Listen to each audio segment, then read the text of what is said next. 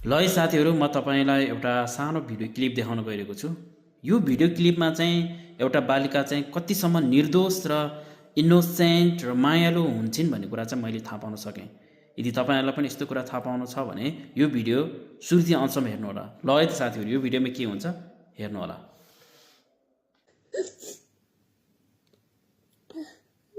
चुपचाप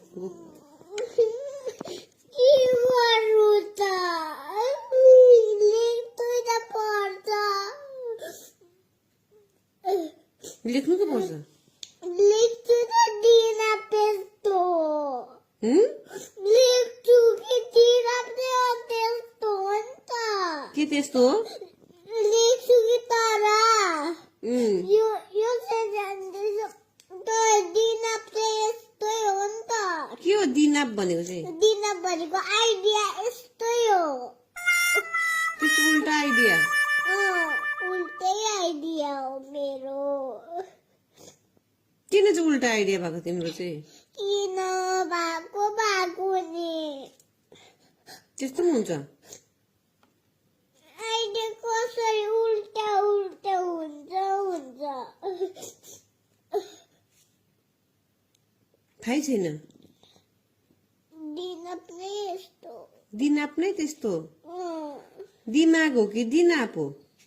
दिमाग। अब के गर्नु त्यस भए? तिम्रो दिमागै त्यो उल्टा उल्टा आइडिया दिँदो रहेछ। के गर्नु अब? के गर्नु मम्मी? कसरी लेख्नु दिनाप नभएर दिनाप उल्टा हुँदा मैले थाहा हुन्थेन। उल्टा छ यस्तो छैन यस्तो छ। यस्तो छ मेरो दिनाप। कस्तो छ रे? यस्तो छैन यस्तो छ। कसले भनेको तिमीलाई त्यस्तो चाहिँ? कसले पठायो उल्टा। कसले भनेको तिमीलाई तिम्रो दिमाग चाहिँ यस्तो छैन यस्तो छ भनेर चाहिँ?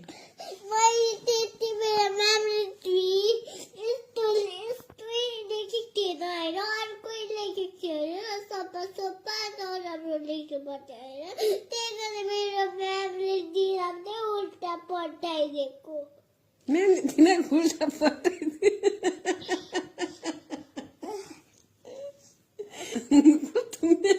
तिम्रो त अन्त कस्तो थियो पहिला तिम्रो दिमाग? दिमाग नै यस्तो होइन मेरो। कस्तो उल्टा? अब कसरी सिधा बनाउनु? कसरी लेख्छौ तिमी सिधा दिमाग भएन भने?